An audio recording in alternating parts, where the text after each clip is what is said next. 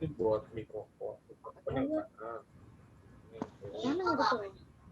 Bismillahirrahmanirrahim. Assalamualaikum warahmatullahi wabarakatuh. Salam sejahtera buat kita semua. Waalaikumsalam. Waalaikumsalam warahmatullahi wabarakatuh. Wabarakatuh. Siapa pakai handphone ini? Bapak Ibu Sama saya juga, Pak. sebagai guru-guru sekolah penggerak yang saya hormati, yang saya banggakan, alhamdulillah patut kita syukuri, patut kita banggakan dan berbangga hati bahwasannya sekolah-sekolah kita terpilih sebagai salah satu sekolah pionir sebagai sekolah penggerak di Indonesia ini.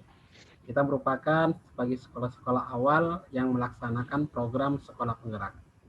Nah, dengan ditunjuknya kita sebagai sekolah penggerak ini, satu, pertama berupa prestasi yang luar biasa bagi sekolah kita. Kedua, ya, sebagai program baru yang diamanatkan oleh pemerintah untuk kita laksanakan di sekolah kita. Sini dong.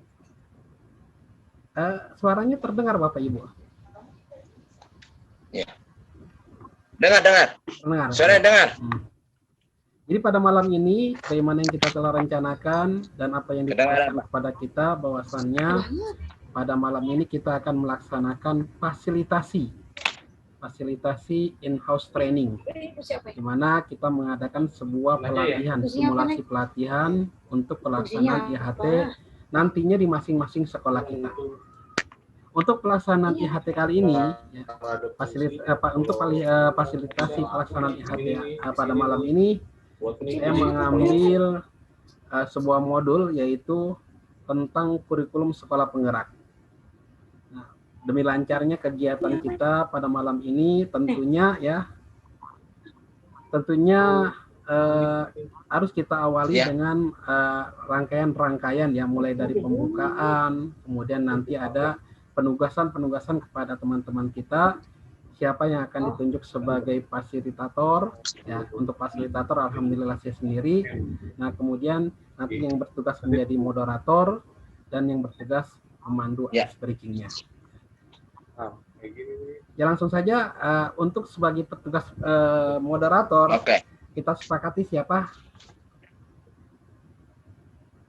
Sebagaimana tadi yang kita sepakati, Bu Yayan.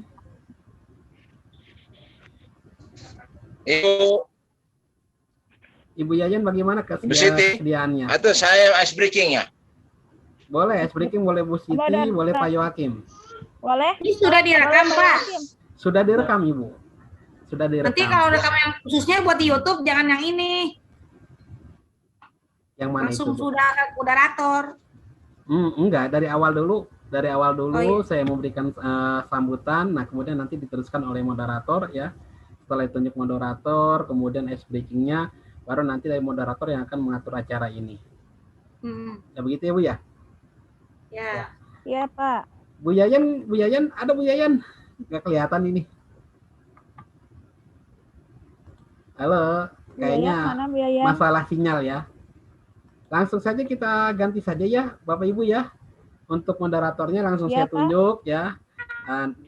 Tadi kita sudah sepakati untuk moderator adalah Bu Yayan. Nah, kemudian kita alihkan ke Bu Siti Akmalia ya. Ke Bu Siti Akmalia, kemudian sebagai ice breaking-nya Pak Yohakim. Bagaimana? Setuju dengan kesepakatan ini? Iya, Pak. Ya, kalau begitu mari kita mulai. Nah, untuk langkah selanjutnya, sesi ini akan saya berikan kepada moderator untuk memandu fasilitasi IHT kita di malam ini. Silakan Ibu Siti Akmalia untuk memandu kegiatan ini. Waktunya saya persilakan. Assalamualaikum warahmatullahi wabarakatuh. Waalaikumsalam warahmatullahi wabarakatuh. Selamat malam Bapak dan Ibu semuanya. Selamat malam. Pada masih semangat? Tetap semangat, selalu. Semoga. Selalu ya Pak. Semoga kita semua selalu diberikan kesehatan maupun kesehatan jasmani dan rohani. Amin, ya dan alamin. Pada malam hari ini kita akan mempresentasikan tugas kelompok kita yang akan sebelum mempresentasikan ice breaking dulu yang akan dipandu oleh Bapak Yoakim. Waktu dan tempat kami persilahkan. Silakan Pak Yoakim. Pak Yoakim. Kita bermain apa ini Pak Yoakim?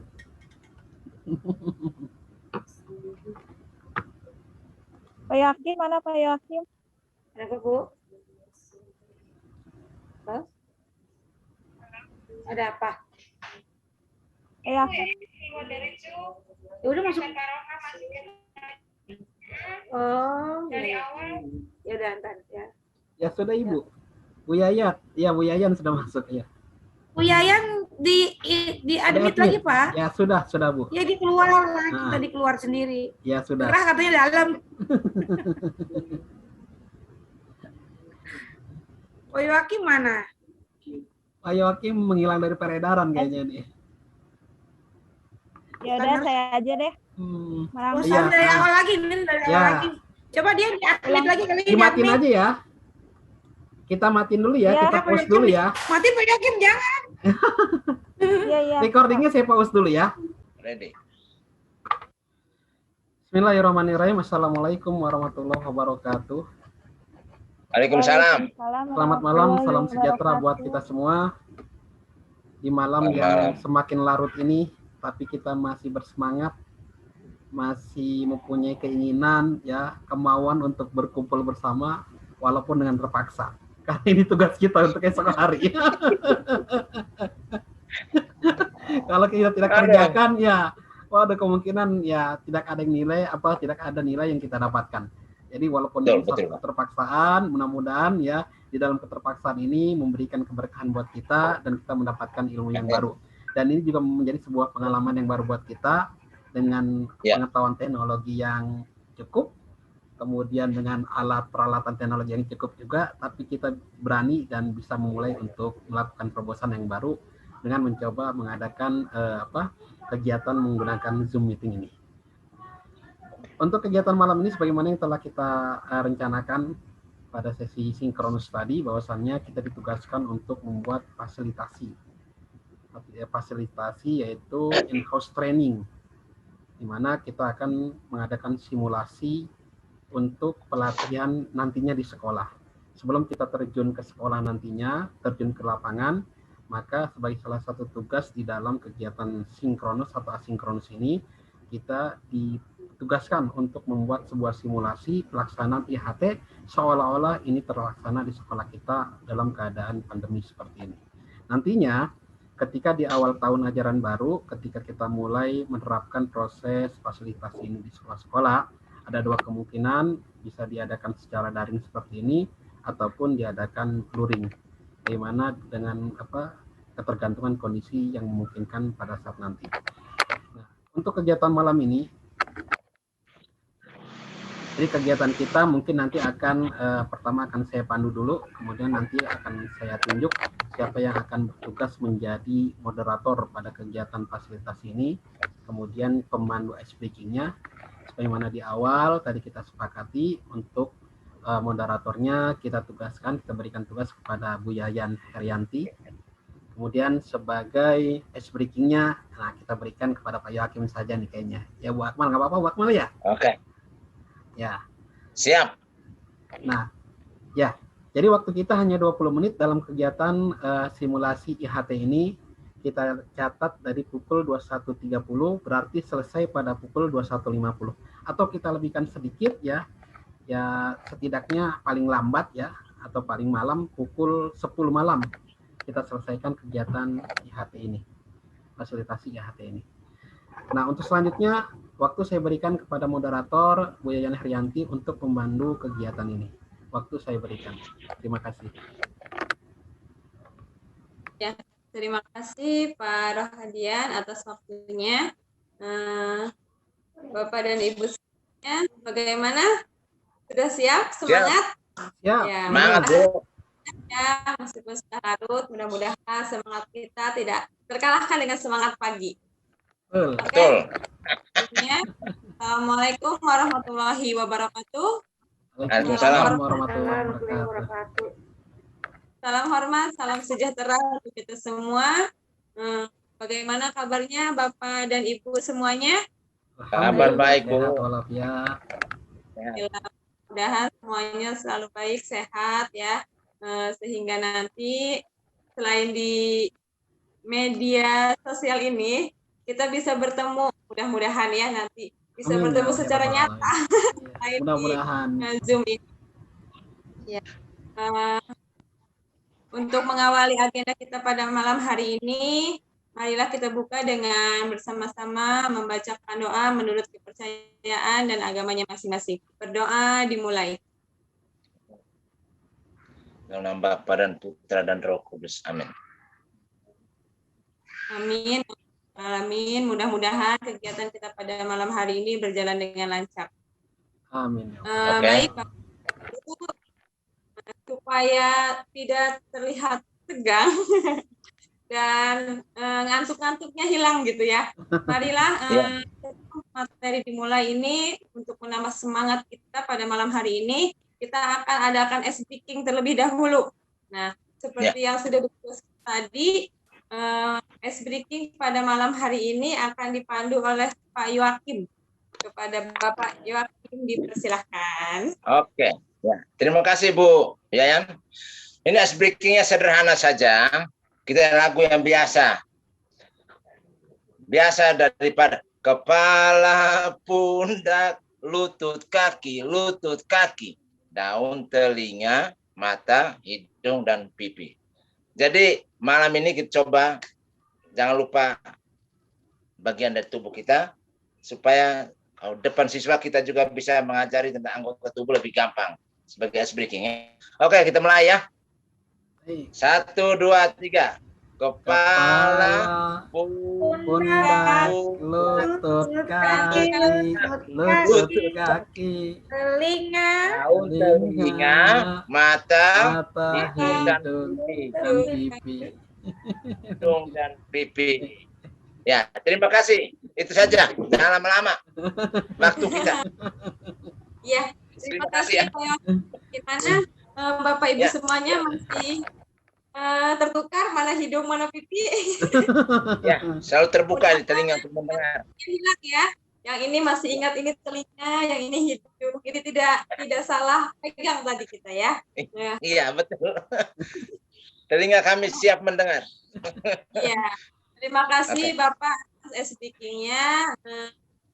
Selanjutnya yaitu langsung saja ke materi kita pada malam hari ini, yaitu tentang kerangka kurikulum yang akan disampaikan oleh Bapak Rohadian. Kepada Pak Rohadian kami persilahkan. Oke, tolong Bu Poin. Baik Bapak dan Ibu, terima kasih atas waktunya dari moderator kita yang cantik dan muda. Minta Bu Poin. Gimana tuh? Bu Poin. Ya. Rohadian udah itu lagi. Ya, terdengar suara saya Bapak dan Ibu. Terdengar suara saya? Terdengar suara saya? Terdengar ya. Jelas. Terima kasih kepada Bu Yayan sebagai moderator yang telah memberikan waktu untuk saya sebagai fasilitator dalam kegiatan IHT, simulasi IHT pada malam ini. Pada simulasi IHT pada malam ini, di mana saya akan mengambil modul materi tentang kurikulum sekolah penggerak. Pertama saya ucapkan ya Malia. Bu Siti Bu Akmal. Akmalia maaf Pak. Bu Akmal. Oh iya, betul. Admin.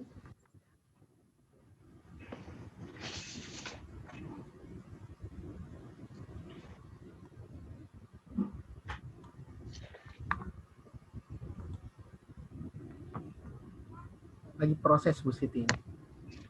Lagi proses bergabung.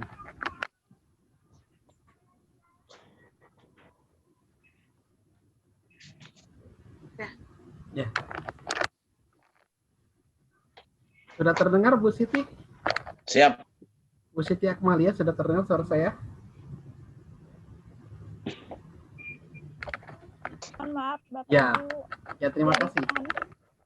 Ya, jaringan nih biasa. Terkendala jaringan semuanya. Mudah-mudahan di tengah-tengah mulai dari sekarang sampai hingga nanti penutup kita diberikan kelancaran ya. tidak ada lagi yang terputus Amin. dari jaringan internet ini. Ya, langsung saja. Pertama, saya ucapkan selamat kepada Bapak dan Ibu, ya, termasuk saya yang sudah ditunjuk oleh Kementerian Pendidikan dan Kebudayaan dan Riset Teknologi sebagai salah satu pionir dari sekolah penggerak se-Indonesia ini. Kita merupakan sekolah pertama yang dilatih, yang diikutkan dalam kegiatan diklat ini sebagai salah satu nanti sekolah yang akan membina, yang akan melakukan pembiasan menjadi fasilitator di beberapa sekolah di tempat dan daerahnya masing-masing. Pada simulasi IHT malam ini, saya akan mengambil sebuah modul pembahasan yaitu tentang kurikulum sekolah penggerak. Apa sih kurikulum sekolah penggerak? Ya. Apa tujuan dari kurikulum sekolah penggerak itu? Bagaimana model dari kurikulum sekolah penggerak itu? Apakah kurikulum sekolah penggerak itu sebagai kurikulum yang berdiri sendiri, yang tidak diinisiasi dari beberapa kurikulum sebelumnya? Nah, kemungkinan itu yang akan menjadi beberapa pembahasan, beberapa topik kita, ya, sebagaimana yang kita ketahui bahwasannya dalam kurikulum sekolah penggerak ini adalah mengubah paradigma lama menjadi paradigma baru, yaitu bahwasannya pembelajaran itu berpusat pada siswa atau siswa oriented atau siswa sentris. Ya, jadi pembelajaran bagaimana kita menghargai dari gaya belajar dan kebutuhan siswa. Nah, untuk itu izinkan saya untuk meng-share, ya, untuk membagi screen sebagai materi modul yang akan kita pelajari bersama di dalam kegiatan IHT pada malam ini.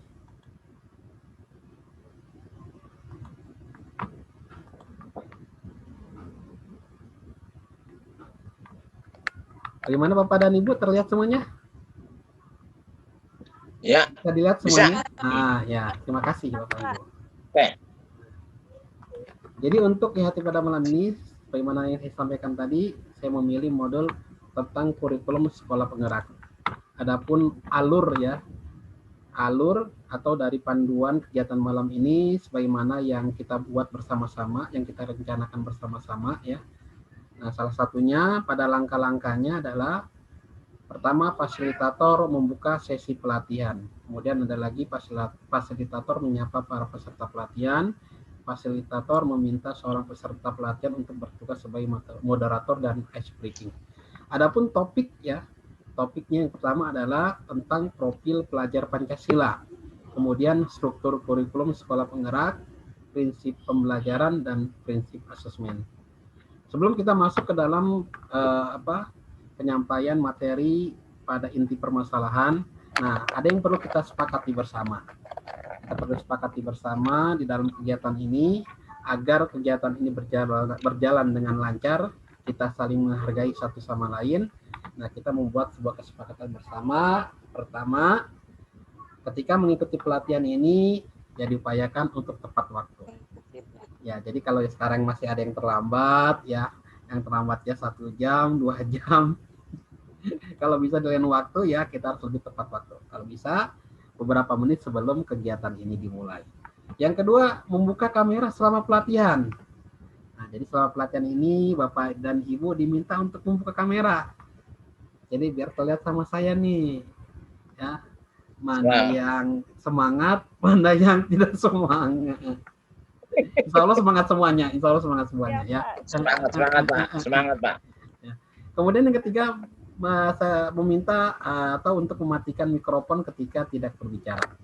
Jadi di saat nantinya kita berbicara untuk menghidupkan mikrofon, ketika kita selesai bicara untuk mematikan mikrofon kembali. Kemudian agar saling kita menghargai ketika fasilitator atau peserta sedang berbicara, sekali lagi untuk mematikan mikrofon. Selain itu, untuk mematikan kamera di saat kita ada kebutuhan yang mendesak, ya mungkin kita sedikit haus atau mungkin agak lapar nih, ya, biar nggak ditunda-tunda laparnya itu. Nah, ketika kita ingin makan atau minum atau dengan kebutuhan mendesak lainnya, diharap untuk mematikan kamera, ya, agar lebih bijaksana dan lebih saling menghargai. Itu saja kesepakatan kita bersama. Bagaimana Bapak dan Ibu? Setuju untuk kesepakatan ini? Mungkin ada yang ingin menambahkan? Setuju, siap. Ya, siap untuk mengikuti. Ya, terima kasih Bapak dan Ibu.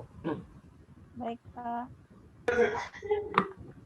Nah, sebagaimana sekolah penggerak ya, bertujuan dia memiliki sebuah visi dan misi ya. Tujuan dari kurikulum sekolah penggerak ini adalah bagaimana menciptakan atau mewujudkan visi pendidikan di Indonesia ini. Apa visi pendidikan di Indonesia ini? Visi pendidikan Indonesia adalah mewujudkan Indonesia maju yang berdaulat, mandiri, dan berkepribadian melalui terciptanya pelajar Pancasila. Nah, yang akan kita garis bawah ini adalah pada frase pelajar Pancasila, pada kata-kata pelajar Pancasila. Apa itu pelajar Pancasila? Kemudian karakter apa saja yang harus dimiliki oleh pelajar Pancasila sehingga ya karakter tersebut bisa mewujudkan visi pendidikan di Indonesia sebagai negara yang maju dan berdaulat serta mandiri. Nah, ada 6 dari karakter Pancasila. Ya, yang pertama adalah yaitu pelajar yang beriman, bertakwa kepada Tuhan Yang Maha Esa dan berakhlak mulia. Kemudian yang kedua adalah bagaimana pelajar itu memiliki wawasan atau memiliki sikap berkebinekaan global. Kemudian pelajar itu mandiri. Kemudian pelajar bergotong royong. Pelajar bernalar kritis. Kemudian pelajar itu kreatif. Sehingga dari 6 karakter ini dapat mewujudkan sebagai pelajar yang Pancasila. Sebagaimana dengan sesuai dengan visi dari pendidikan di Indonesia itu. Bagaimana pelajar yang beriman dan bertakwa? Implementasinya seperti apa tentang pelajar yang beriman dan bertakwa kepada Tuhan Yang Maha Esa? Dan bagaimana penerapannya ke dalam kurikulum sekolah atau dalam kegiatan proses pembelajaran di sekolah? Nah, kemungkinan ya dari beberapa karakter ini kita bisa masukkan ke dalam beberapa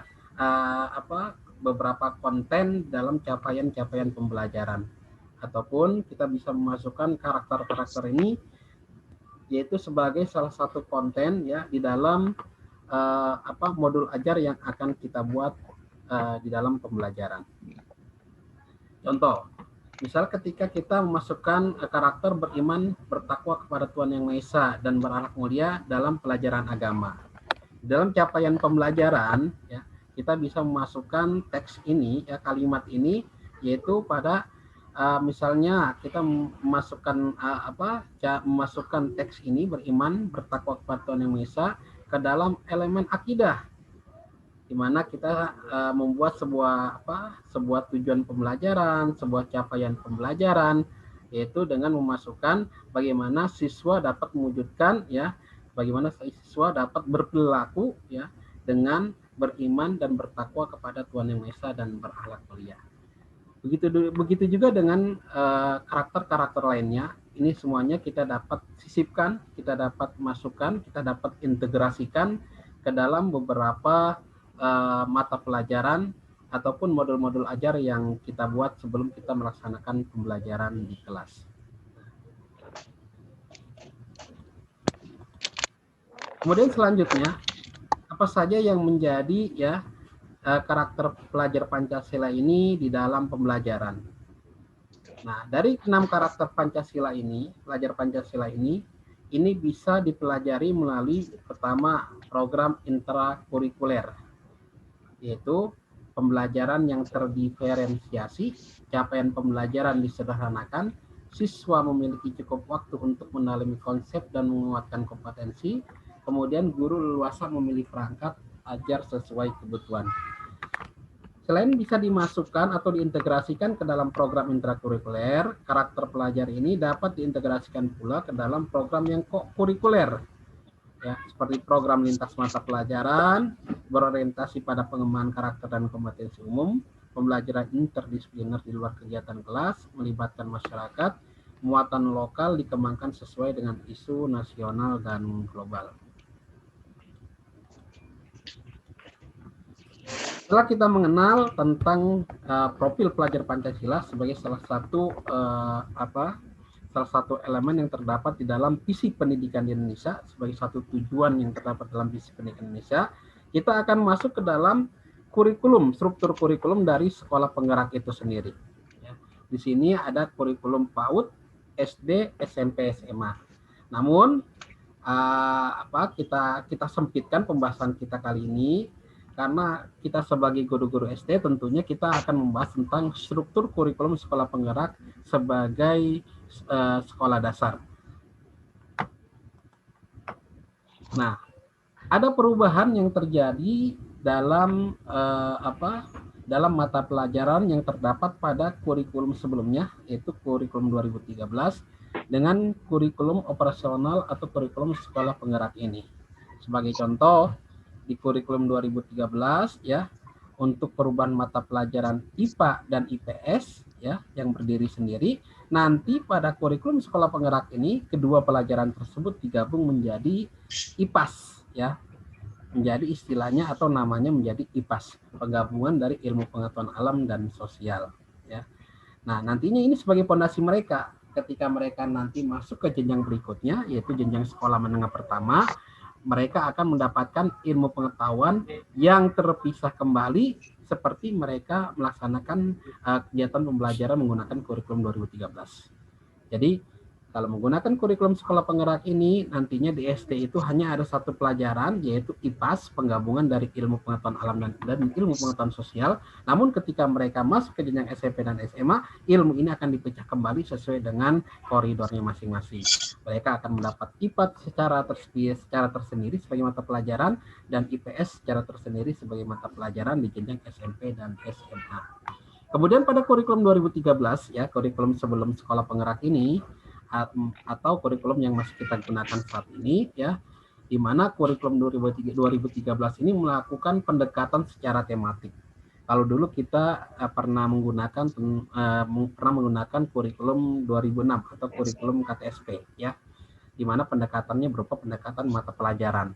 Kemudian beralih lagi menjadi kurikulum 2013, berubah pendekatan lagi, pendekatan tematik.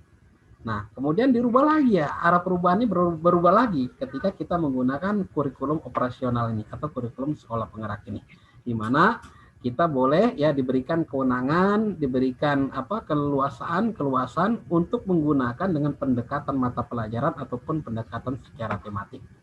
Jadi kita bisa memadukan antara konsep kurikulum 2006 dan konsep kurikulum 2013 ya. Nah, untuk dari itu makanya kurikulum sekolah penggerak ini sebenarnya bukan kurikulum yang serta-merta berdiri sendiri, bukan kurikulum yang baru ya, tetapi kurikulum 2013 ini merupakan kurikulum yang mengambil atau yang diinisiasi dari beberapa pendekatan kurikulum sebelumnya, yaitu kurikulum 2006 dan kurikulum 2013. Ya. Nah, kemudian alokasi waktu yang diberikan, perbedaan di kurikulum sekolah penggerak ini, kita mengenal namanya fase-fase pembelajaran Bapak dan Ibu. Kita mengenal fase-fase pembelajaran. Kalau dulu ya kita menggunakan kurikulum 2006, KTSP ataupun kurikulum 2013, kita hanya mengenal kelompokan atau kelas, pengelompokan kelas. Dalam bentuk pengelompokan kelas. Ada kelas 1, 2, 3, 4, 5 dengan capaian pembelajaran yang berbeda di antara di masing-masing tingkatnya. Di capaian kelas 1 berbeda dengan pencapaian kelas 2. Namun di kurikulum sekolah penggerak ini ada 3 fase ya. Kita akan mengenal fase pembelajaran, di mana fase A ya. Fase A itu terdiri dari 2 kelas 1 dan kelas 2. Ini memiliki ciri-ciri ya, ciri-ciri atau mata pelajaran atau kompetensi dasar yang sama ya dalam fase itu. Jadi di kelas 1 dan di kelas 2 ada kompetensi pembelajaran, capaian pembelajaran yang sama harus diselesaikan dalam satu fase atau dalam 2 tahun itu.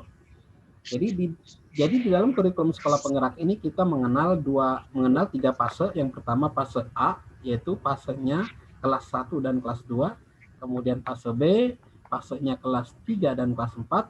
Dan yang terakhir untuk jenjang SD ini kita mengenal fase C, yaitu fasenya untuk kelas 5 dan kelas 6.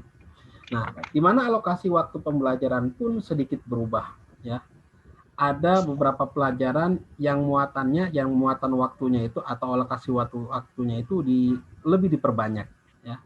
Ada muatan mata pelajaran yang alokasi waktunya itu disedikitkan ya, atau dipersempit seperti itu. Salah satu contoh ya, untuk mata pelajaran bahasa Indonesia dan matematika ini dilebihkan daripada mata pelajaran yang lainnya. Karena apa? Karena sebagai tujuan dari kurikulum sekolah penggerak ini yaitu bahwasannya siswa itu ya mampu memiliki kemampuan atau kecakapan literasi, atau yang saat ini dinamakan dengan kecakapan abad 21, di mana siswa memiliki kemampuan belajar ya, siswa memiliki kemampuan untuk menguasai teknologi atau menggunakan teknologi. Kemudian bagaimana siswa memiliki kemampuan untuk berkontribusi kepada masyarakat. Itulah salah satu dari tujuan kurikulum sekolah penggerak ini. Jadi kegiatan literasi dan numerasi pada kurikulum sekolah penggerak ini lebih ditekankan dan diberikan untuk alokasi waktu yang lebih banyak dibanding dengan pelajaran-pelajaran lainnya. Jadi untuk bahasa Indonesia itu kegiatan literasinya, dan untuk pelajaran matematika itu untuk kegiatan numerasinya. Begitu juga dengan di kelas 2. Jadi di fase A, di fase B, dan di fase C, di mana pelajaran bahasa Indonesia dan matematika ini memiliki ya alokasi waktu yang lebih banyak dibanding dengan mata pelajaran lainnya. Contoh di fase B, di fase A, masih di fase A di kelas 2 ini untuk pelajaran bahasa Indonesia alokasi waktu per tahunnya 324 jam ya, atau 5 minggu atau 9 minggu. Kemudian untuk matematika ini alokasi waktunya 216 jam atau 6 minggu ya, 6 minggu dalam 1 tahun. Nah, kemudian untuk selanjutnya yaitu di fase C ya. Masih di fase B. Di fase B yaitu untuk kelas 3. Sama kita perhatikan untuk pelajaran bahasa Indonesia dengan pelajaran matematika itu memiliki alokasi waktu yang lebih dari yang lainnya.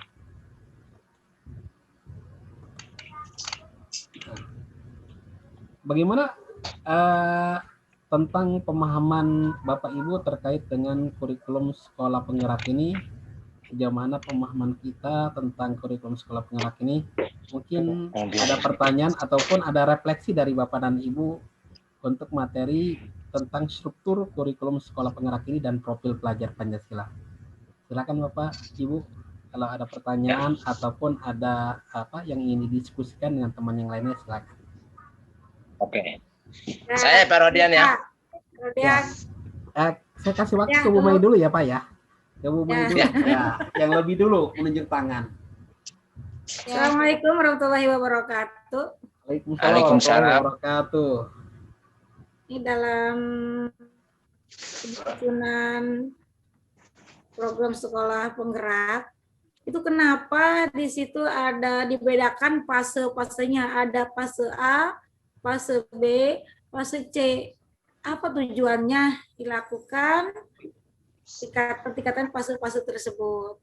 Itu saja Pak Radian. Ya, Assalamualaikum warahmatullahi wabarakatuh. Assalamualaikum warahmatullahi wabarakatuh. Waalaikumsalam.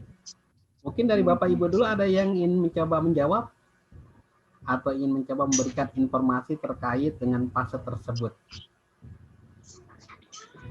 Silakan Bu Yayan atau Pak Yakim atau Bu Akmal. Ya. Saya boleh jawab sedikit, Pak? Silakan Pak Yakim. Pak Rodian. Silakan Pak Yakim dengan fase-fase ini. Mengapa ada fase A, B, C?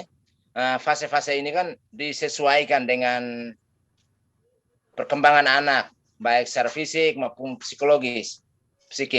Dan sebelumnya itu kan kadang-kadang membuat ada fase yang terputus, misalnya antara 1 ke 2, 2 ke 1. Ternyata tidak terlalu jauh, beda-beda tipis sebenarnya. Sehingga mungkin di situ alasannya bahwa fase 1, kelas 1 dan kelas 2 dimasuk fase A. Itu fase dasar. Apabila sudah dimatangkan di fase itu, maka fase B, C ke atas itu sudah lebih diperkuat. Itu menjadi basis. Kalau tidak kalau tidak dibagi fase, Pak, itu membingungkan. Soalnya daya serap anak masing-masing tahap itu berbeda-beda. Itu saja Pak, mungkin ada tambahan, Pak. Ya, yang bisa mungkin yang akan menambahkan kembali Sudah bagus Pak Yohakim ini, pendapatnya luar biasa. Bu Yayan atau Bu Akmal? Ya. Saya ingin bertanya, Pak. Ya, jadi saya coba untuk memberikan sedikit pengetahuan apa yang ditanyakan oleh Bu Maisaroh dalam hal ini mengenai fase pembelajaran. Sebagaimana tadi yang dikatakan oleh Pak Yohakim, bahwasannya untuk memetakan dari kompetensi siswa tersebut, ya, antara fase A, fase B dengan fase C. Untuk fase A ini antara kelas 1 dan kelas 2 mempunyai mempunyai kedekatan mungkin dari segi emosionalnya karena fase umurnya yang tidak terlalu jauh, ya, mungkin dari umur 6 sampai dengan 7 tahun. Kemungkinan kebutuhannya, gaya belajarnya, kemudian faktor emosionalnya itu masih memiliki satu karakter kesamaan, ya. Artinya ketika kita ingin menerapkan pembelajaran, kemudian kita melakukan diagnostik di awal, kemudian melakukan asesmen di tengah atau di akhir, ini mempunyai karakter yang sama di dalam satu fase ini. Entah itu di fase yang A, kelas 1 dengan kelas 2, kemudian fase B di kelas 3 dan 4, dan di fase C kelas 5 dan 6. Dan hal ini sudah dibuktikan ketika dalam hal ini negara-negara yang lain menerapkan proses pembelajaran seperti ini atau prinsip pembelajaran seperti ini dengan membedakan fase-fase pembelajaran, ya. Sebagaimana kita ketahui, ya, ketika kita belajar, ya, ketika kita belajar tentang fase-fase ini, di mana dalam ilmu pendekatan ilmunya yaitu kita menggunakan yang namanya dengan ilmu at the right level, ya. Jadi kita berusaha untuk bagaimana siswa itu diperlakukan sesuai dengan masa-masanya, disesuaikan dengan kondisi dan emosionalnya. Nah, ini sudah diberlakukan, sudah pernah diuji cobakan di beberapa negara, sebagaimana di India, di Kenya, dan di Jepang, dengan melakukan pendekatan cara belajar dengan memperhatikan fase-fase tersebut, yaitu dengan kemampuan atau pencapaian kompetensi pada fase-fase tersebut at the right level. Mereka yang awalnya nilai dari persentase literasi secara internasionalnya mereka ada di bawah, ketika mereka menerapkan pembelajaran dengan fase tersebut, itu mengangkat nilai literasi dari cara siswa belajarnya. Jadi itu salah satu mungkin bagaimana yang akan yang dicanangkan oleh kementerian ini, bagaimana kita harus berubah dari satu sisi, ya, dari satu keadaan ke dalam keadaan yang lebih baik lagi. Ya, mungkin itu saja. Bagaimana Bu Maisara? Jelas. Ya, terima kasih. Ya, Pak, terima kasih banyak, ya, sudah jelas. Kemudian kita bisa lanjut ke dalam prinsip pembelajaran dan asesmen. Nah, mengapa prinsip? Jadi segala sesuatunya harus ada prinsipnya, harus ada keyakinannya, ya. Kita punya prinsip dari pembelajaran, kemudian prinsip dalam menuangkan, dalam menilai hasil kegiatan pembelajaran tersebut. Nah, dalam kegiatan prinsip pembelajaran dan asesmen ini, yang pertama, bagaimana prinsip pembelajaran, ya, untuk mencapai profil pelajar Pancasila, untuk mewujudkan profil pelajar Pancasila. Yang pertama, pembelajaran itu dirancang dengan mempertimbangkan tingkat pencapaian peserta didik saat ini, sesuai kebutuhan belajar, serta mencerminkan karakter dan perkembangan mereka. Nah, tadi sudah sesuai dengan fase-fase pembelajaran yang sudah dibagi, ya, dari fase A, fase B, dan fase C. Jadi kita harus mempertimbangkan bagaimana kebutuhan belajar peserta didik untuk kelas-kelas dengan usia di antara 6 dan 7 tahun. Kemudian bagaimana perkembangan mereka, ya, dengan usia tersebut. Kemudian gaya belajarnya tentunya berbeda antara satu kelas dengan kelas lainnya, antara fase dengan satu fase lainnya. Kemudian yang kedua, pembelajaran itu dirancang dan dilaksanakan untuk membangun kapasitas belajar peserta didik dan kapasitas mereka untuk menjadi pembelajar sepanjangnya. Jadi bagaimana agar siswa itu mau terus belajar. Jadi mengisi ilmu, mengisi tubuh mereka atau mengisi wawasan mereka, pengetahuan mereka dengan ilmu-ilmu, dan kemudian bagaimana kita memberikan motivasi kepada mereka ya dengan dengan rancangan-rancangan yang telah ditentukan agar mereka itu terus ya berminat, mempunyai keinginan untuk belajar selamanya, menjadi pembelajar sepanjang hayat. Kemudian dari prinsip yang ketiga, mendukung perkembangan kognitif dan karakter peserta didik secara berkelanjutan dan holistik. Jadi pembelajaran itu tidak berhenti di saat fasenya saja. Ya. Jadi diusahakan bagaimana kita memotivasi siswa, bagaimana kita mengisi dari kebutuhan siswa agar siswa itu dapat berkembang secara kognitif dan karakter secara holistik, secara sempurna dan berkelanjutan. Yang kedua, prinsip pembelajaran itu harus relevan, yaitu kontekstual ya. Jadi menjadi kebutuhan si seorang pelajar itu di lingkungannya yang sesuai dengan konteks kehidupan budaya, sosial budayanya, kemudian dengan dengan faktor ekonominya ya. Itulah yang dinamakan dengan prinsip relevan atau kontekstual. Kemudian yang kelima, berorientasi pada masa depan yang berkelanjutan. Jadi, bagaimana dikembalikan kepada prinsip pembelajaran yang kedua, si pelajar ini diorientasikan menjadi seorang pembelajar sepanjang hayat. Yaitu, bagaimana ya kalau dalam ajaran Islam, yaitu kalau kita menuntut ilmu itu minal madi ilal lahdi. Jadi mulai dari orok, ya mulai dari bayi, ya sampai kepada kita di dalam yang lahat ya sampai kita meninggal ya. Nah kemudian masuk ke prinsip asesmen. Nah sebagaimana tadi sama dengan seperti prinsip pembelajaran, bahwasannya prinsip asesmen ini juga untuk bertujuan bagaimana pelajar itu bisa mewujudkan atau bisa memiliki karakter profil pelajar Pancasila. Yang pertama apa saja prinsip asesmennya, yaitu merupakan bagian terpadu dari proses pembelajaran, memfasilitasi pembelajaran, menyediakan informasi sebagai umpan balik untuk guru, peserta didik, dan orang tua. Jadi asesmen itu bukan sesuatu yang terpisah dari kegiatan pembelajaran. Jadi dengan pelaksanaan asesmen itu kita dapat mengukur ya dari proses pembelajaran yang kita capai, entah itu bagaimana capaian pembelajaran di awal yang kita inginkan, kemudian pada pelaksanaan di tengah-tengah pembelajaran kita mengadakan asesmen berkala, asesmen formatif untuk mengetahui capaian pembelajaran siswa selama proses pembelajaran sehingga kita bisa memberikan umpan balik kepada siswa. Setelah itu di akhir kita juga akan melaksanakan semacam asesmen yang namanya asesmen sumatif. Jadi bagaimana untuk menilai rangkaian dari akhir atau dari proses pembelajaran mereka. Dan ini akan menjadi informasi buat kita, buat seorang guru untuk melakukan tindak lanjut terhadap pembelajaran selanjutnya. Ya? Tidak dengar suaranya? Kedengaran Bapak Ibu? Pak. Ya. Kedengaran Pak. Kedengaran. Ya. Jadi sekali lagi asesmen itu bukan sesuatu yang terpisah dari proses pembelajaran, tapi asesmen itu bagaimana ya suatu rangkaian dari proses pembelajaran itu untuk melihat dari ketercapaian siswa di awal, kemudian di tengah-tengah, dan kemudian di akhir pembelajaran.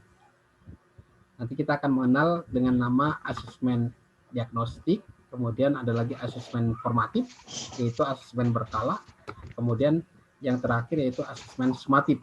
Asesmen sebagai hasil informasi, sebagai informasi untuk melihat hasil ya, kemudian yang akan ditindaklanjuti oleh guru sebagai bahan pertimbangan guru untuk memberikan pelajaran-pelajaran selanjutnya. Apakah sudah sesuai dengan capaian tahapan kompetensinya siswa tersebut ataukah belum sesuai. Nah, nantinya akan dilihat dari asesmen ini. Kemudian yang kedua, perlu dirancang dan dilakukan sesuai dengan tujuan.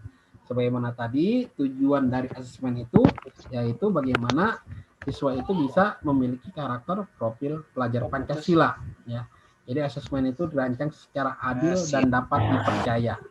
Ya, asesmen itu harus diberlakukan adil. Artinya begini, ketika siswa mempunyai kemampuan kompetensi yang tidak sama dengan siswa lainnya, berarti harus diberikan bentuk asesmen yang berbeda dari teman-teman lainnya. Ya. Sebagai contoh, ketika kita ingin memberikan soal-soal yang lebih sulit, tentunya bagi mereka siswa yang telah memahami, yang telah sampai pada capaian pembelajaran ketika kita melakukan asesmen formatif. Namun bagaimana untuk siswa yang tidak mampu ketika kita melakukan asesmen formatif, asesmen berkala? Nah, maka dalam tes sumatifnya itu pun kita harus memberikan tugas-tugas atau kegiatan tugas-tugas asesmen ini yang sesuai dengan tahapan capaian kompetensi mereka atau kemampuan dari kompetensi mereka ketika kita mengadakan asesmen formatif atau asesmen berkala. Kemudian dirancang secara adil, valid. Nah, tadi sebagaimana yang saya jelaskan, harus secara adil, kemudian valid dan dapat dipercaya, ya. Jadi informasi yang kita dapatkan dari hari hasil asesmen itu, ya, disampaikan kepada orang tua, dan dari penilaian yang diberikan itu adalah penilaian yang objektif. Jadi bukan penilaian yang subjektif, ya. Penilaian dari apa yang dicapai, ya, dari pembelajaran selama proses dan akhir pembelajaran. Itu yang dimaksudkan dengan secara adil, valid, dan dapat dipercaya. Kemudian sebaiknya meliputi berbagai bentuk tugas. Nah, instrumen itu instrumen asesmen itu tidak hanya satu instrumen. Misalnya kita hanya mengandalkan soal-soal tanya jawab atau soal-soal tertulis. Ternyata tidak seperti itu. Untuk mewujudkan pendidikan atau untuk mewujudkan asesmen yang adil, kemudian valid dan dapat dipercaya, kita juga dapat memberikan berbagai bentuk tugas asesmen, ya, baik itu tugasnya bentuk soal-soal tertulis, kemudian berbentuk diskusi, berbentuk proyek, atau berbentuk misalnya semacam diskusi, ya.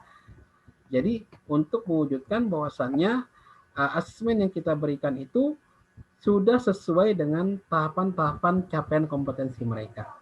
Jadi sebelumnya setelah kita melaksanakan asesmen diagnostis untuk melihat perkembangan atau gaya belajar siswanya, kemudian kita menerapkan juga asesmen formatif untuk melihat perkembangan cara belajar siswa selama proses pembelajaran. Nah, di akhirnya kita melaksanakan asesmen sumatif. Nah, maka melihat dari asesmen sebelumnya, kita juga harus lebih jeli, ya, apa bentuk atau instrumen yang akan kita berikan dalam kegiatan asesmen sumatif ini. Atau di asesmen formatif, ketika memang siswa ada yang berbeda dalam satu kelas itu. Mungkin kita dapat perlakukan bagaimana siswa itu suka dengan atau kesukaannya seperti apa, ya, dalam mengikuti kegiatan pembelajaran, ya. Jadi tidak bisa disamakan dalam satu asesmen itu untuk diberlakukan kepada seluruh siswa. Kita sebagai seorang guru harus lebih jeli, ya, tentang gaya belajar siswa, kemudian minat siswa, kemudian sampai capaian pembelajaran siswa itu sendiri. Kemudian yang kelima, laporan kemajuan belajar dan pencapaian peserta didik bersifat sederhana dan informatif. Nah, jadi setelah dalam proses asesmen itu dilaksanakan, kemudian dibuatkanlah laporan tentang hasil dari asesmen tersebut, yaitu laporan kemajuan belajar dan pencapaian peserta didik bersifat sederhana. Ya, secara sederhana, mudah dipahami, dapat dimengerti oleh orang tua siswa, ya, dapat dipahami oleh murid tersebut, dan informatif, yaitu artinya laporan yang kita berikan yaitu dapat memberikan informasi yang detail, informasi yang mudah dipahami bagi siswa dan orang tua murid tentang pencapaian belajar mereka selama 1 tahun atau 1 fase, ya. Jadi selama 1 tahun atau 2 tahun atau selama 1 fase. Nah, sampai di sini untuk materi simulasi atau fasilitasi IHT kita hari ini. Di awal, ya, saya sudah menjelaskan tentang profil pelajar Pancasila, kemudian dilanjutkan dengan struktur kurikulum sekolah penggerak, dilanjutkan lagi dengan pembahasan tentang prinsip pembelajaran dan prinsip asesmen. Sampai di sini mungkin ada yang ingin merefleksikan atau ingin berbagi, ya, dengan saling berdiskusi, saling bertanya tentang materi-materi yang mungkin belum kita pahami. Saya mau bertanya, Pak. Ya, silakan Ibu. Langkah-langkah apa saja dalam asesmen formatif dan sumatif itu? Langkah-langkahnya apa saja yang kita lakukan? Silakan Bapak Ibu, mungkin Bapak Ibu guru bisa memberikan jawaban dari apa yang ditanyakan oleh Bu Siti Akmalia ini. Baik, terima kasih Pak Dian. Bu Maisaroh, silakan. untuk mencoba memberikan tanggapan atau berbagi informasi tentang apa yang ditanyakan oleh Bu Siti Akmaliyah. Pak Yoakim, Pak. Tadi udah nunjuk-nunjuk Pak Yoakim. Oh, Pak Yakim. Silakan Pak Yakim. Tahan aja. Langkah-langkah untuk pelaksanaan asesmen formatif dan asesmen sumatif ini ya. Seperti itu Ibu ya. Ya Pak, langkah-langkahnya apa saja? Ya silakan Pak Yakim. Waktunya. Halo Pak Yakim. Saya belum. Ya. Ya. Pak Yakim mungkin ingin menanggapi dari pertanyaan Bu Siti Akmaliyah tentang langkah-langkah penyusunan asesmen formatif dan sumatif ini.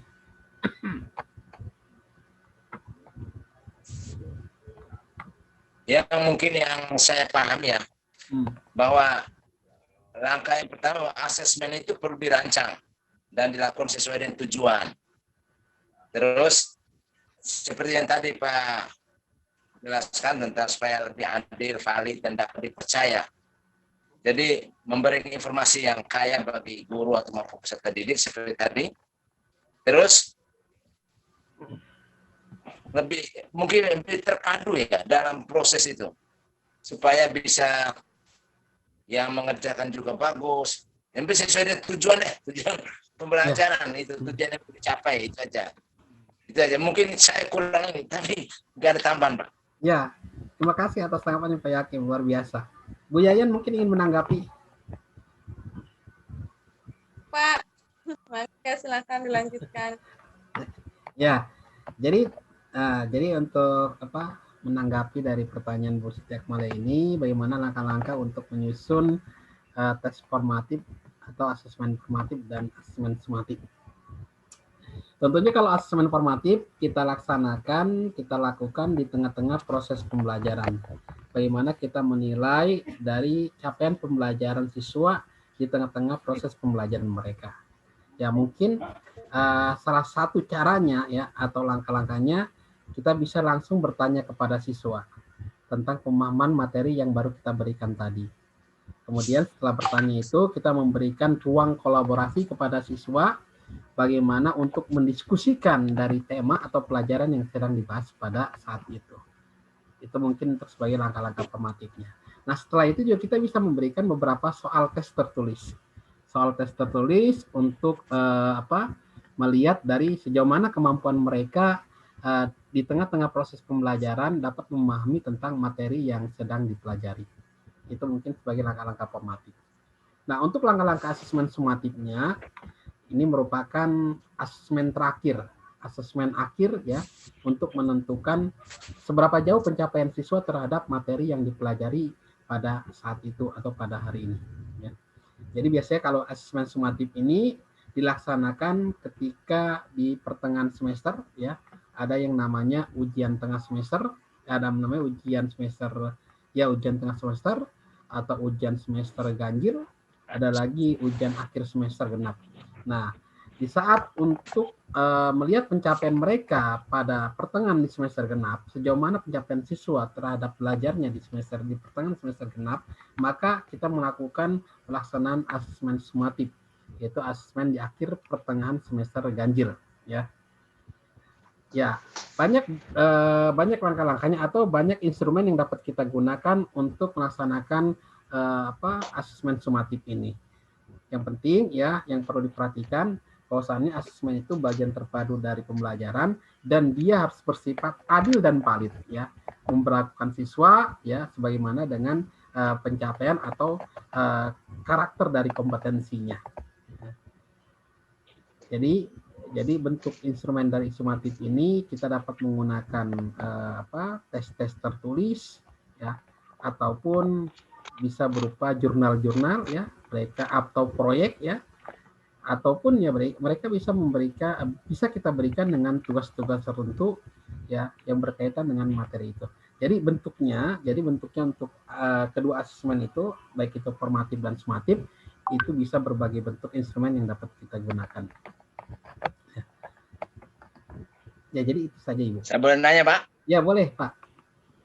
Silakan Pak Yakin. Pak, ada satu yang menarik dalam pembagian jam mata pelajaran tadi. Saya lihat ada tadi dijelaskan tentang bahasa Indonesia dan matematika. Bahwa jumlah jamnya pelajarannya kan sangat tinggi itu dibandingkan pelajaran yang lain. Itu saya tadi tergoda untuk menanyakan itu dan merasa bangga bahwa kurikulum ini memprioritaskan ya lebih tinggi bahasa Indonesia. Karena berdasarkan keprihatinan selama ini saya sendiri sebagai guru prihatin kalau lihat siswa atau guru dengan kita sebagai guru mengajar yang bahasa Indonesia yang kurang bagus, tidak kurang baik dan benar, itu sangat mengganggu pemahaman dalam proses pembelajaran. Itu terus siswa sendiri dalam memberikan jawaban pertanyaan dalam ujian maupun pertanyaan harian yang biasa kita tanya, itu kadang-kadang tidak connect karena tidak mengerti pertanyaan. Mungkin kemampuan bahasa Indonesia literasinya kurang bagus. Jadi saya rasa berbangga sekali ada kurikulum yang sekolah penggerak ini, bahwa bahasa Indonesia itu ditambah jamnya, terus kemampuan numeriknya itu ditingkatkan, matematika terus terang itu memang itu sudah harus diperkuat. Nah, untuk bahasa Indonesia mungkin sudah saatnya kita harus benar-benar kita perkuat, karena sekarang kan banyak orang mulai lupa identitasnya, terlalu berpikir global, tetapi bertindaknya juga lupa dengan identitas dari budaya lokal, budaya bahasa Indonesia. Padahal itu sangat penting membantu kita atau membantu siswa dalam sepanjang hidupnya. Meskipun dia ahli sekali dalam berbagai bahasa, tetapi dia lupa bahasa Indonesia, itu untuk saya sangat pincang.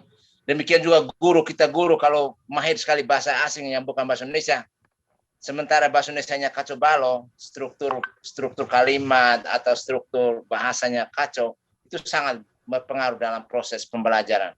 Mungkin memang saya sangat senang bahwa kurikulum yang baru ini penekanan jam pelajarannya bahasa Indonesia, matematika itu diperkuat, diperbanyak. Itu luar biasa sangka itu. Itu kuatnya semangat di sini saya lihat. Semangat kurikulumnya di sini di dua bagian ini, bahasa Indonesia dan matematika. Terima kasih Pak. Mungkin itu hanya refleksi singkat saya. Mungkin saya salah. Mungkin ada tambahan dari teman-teman. Itu. Terima kasih. Ya, saya sangat setuju dengan Pak Yakim. Ya, jadi kemampuan literasi dan numerasi kita yang saat ini sangat tertinggal, Pak. Sangat tertinggal dengan negara-negara maju lainnya, ya. Dengan Singapura dan Malaysia pun kita tertinggal dari kemampuan literasi dan numerasinya ini. Maka di kurikulum sekolah penggerak ini mungkin sudah diinisiasi di kurikulum 13 bagaimana pembelajaran itu berpusat pada siswa agar mereka memiliki keinginan, kemudian bagaimana kita menuntun siswa itu agar mau membaca dan nantinya sebagaimana dengan tujuan pembelajaran itu menjadi pembelajar sepanjang hayat. Intinya jadi kemampuan dasar di siswa di fase-fase awal itu, kemampuan literasi, kemampuan numerasi, itu harus mutlak dimiliki oleh seluruh pelajar di Indonesia. Terima kasih Pak. Ya mungkin untuk kegiatan fasilitasi ini karena sudah waktunya sudah berakhir juga, ya, saya tutup untuk kegiatan ini dan dipersiapkan untuk kegiatan asinkronus dan sinkronus pada esok hari.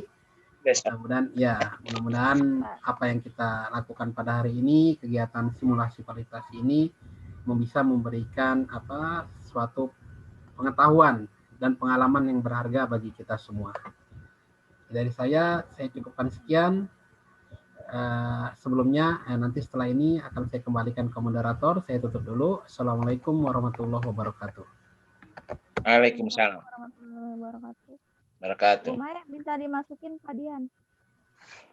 Umay. Sudah masuk. Ya. Sudah masuk. Pak Rohdian atas materinya. Iya, sepertinya salah satu dari teman kita ada yang terkendala di sinyal ya Pak. Jadi itu Pak Taroh minta dimasukkan kembali sebelum ini ditutup. Sudah masuk. Sudah. Ya. Cuman masih di mute ini kameranya. Iya. Oh iya ya. Bu Mesaro. Baik. Bapak Ibu semuanya, terima kasih Pak Rohadian atas materinya. Mudah-mudahan semua sangat sama Bapak Ibu. paham ya, lebih paham lagi nantinya. Dan kalau bisa nanti untuk file-filenya minta dikirim di WhatsApp group supaya bisa dipelajari lagi oleh kita semua. Ya. Terima kasih Bapak dan semuanya. Sampai ketemu lagi besok di kegiatan asinkronus berikutnya. Marilah kita tutup kegiatan hari ini dengan bacakan hamdalah. Alhamdulillah. Alhamdulillah.